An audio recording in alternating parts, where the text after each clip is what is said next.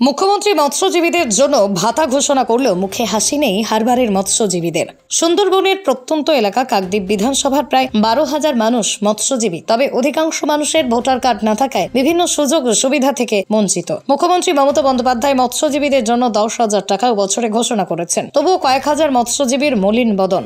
বিশেষ করে কাকদ্বীপ সমুদ্র উপকূলবর্তী মৎস্যজীবীদের হারবারে মাছ শুকনো করার দায়িত্বে থাকা কয়েক হাজার মহিলা ও পুরুষদের। কাকদ্বীপের এই হারবার শুকনো বা শুটকি মাছের জন্য বিখ্যাত। এখানকার শুটকি মাছ বাংলাদেশ, শ্রীলঙ্কা সহ ভারতবর্ষের বিভিন্ন জায়গায় পাঠানো হয়। এখানে 30টি খোল অর্থাৎ মাছ শুকনো করার জায়গা রয়েছে, যেখানে প্রতি খোলে প্রায় 30 জন করে কাজ করে। কেউ ঘন্টা পিছু 30 টাকা থেকে 50 টাকা, কেউ 150 থেকে 200 টাকা রোজগার পান। এই কাজের উপর নির্ভরশীল বহু পরিবার। তবে মহিলাদের অভিযোগ, অনেক জায়গায় দরবার করেও কেউ বিধবা ভাতা কিংবা বার্ধক্য ভাতা পাচ্ছে না। এমনকি অভিযোগ রয়েছে 100 দিনের কাজের টাকা না পাওয়ার। বছরের পর বছর মাছ নিয়ে কারবার করলেও মৎস্যজীবীদের আওতায় তারা পড়ছে না। দিদির দেওয়া 10,000 টাকা থেকেও বঞ্চিত।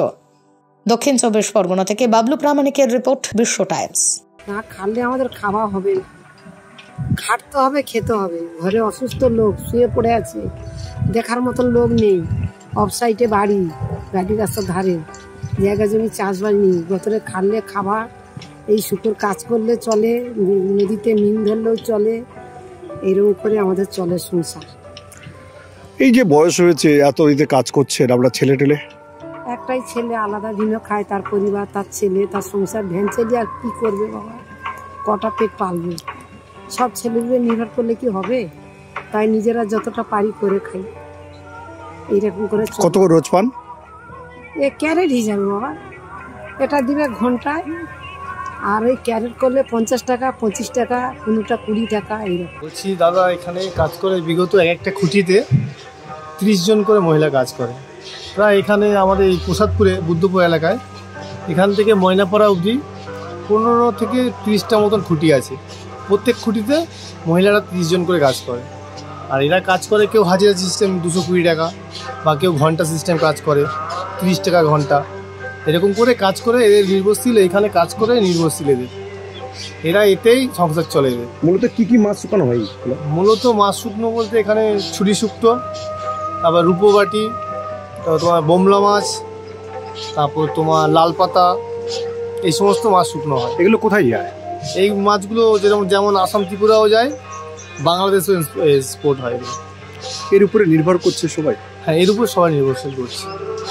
একটা পাগল ছেলে আছে, তাদের দুটো ভাত দিতে হয়, আমার এই অবস্থা। আর একটা ছেলে আছে, বৌমা ভাত দেয় না, ছেলে দিলেও বৌমা দেয় না। সারাদিন আমার ছেলে কাজ করে, বৌমা তো ওটা ঠিক নয়, ইনকামগুলো পয়সাগুলো দেই না বৌমা। তারপরে আমি কি করব, এই কাজটা করি, সারাদিন করি, রাতে ঘরে যাই 8টা 9টা বাজে। কত করে রোজ পান? রোজ পাই শুধু 150 টাকা থাকে, 150 টাকা করে থাকে।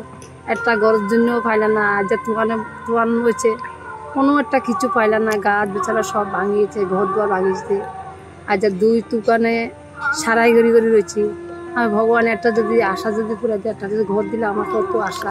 বার্ধক্য ভাতা? হ্যাঁ, বার্ধক্য তো পাই না, কিছু দেয় না। আমি সারাদিন এখানে থাকি বলি আর পাই না।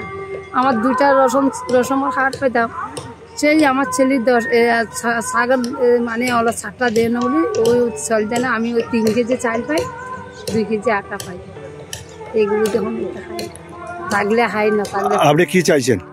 আমি চাইছি শুধু একটা ঘর আর দুটো আমার ভাতা বাজার টাকা দিলে স্বামী হয় একটু, আমি সংসার। বিধবা ভাতাও পান না? না।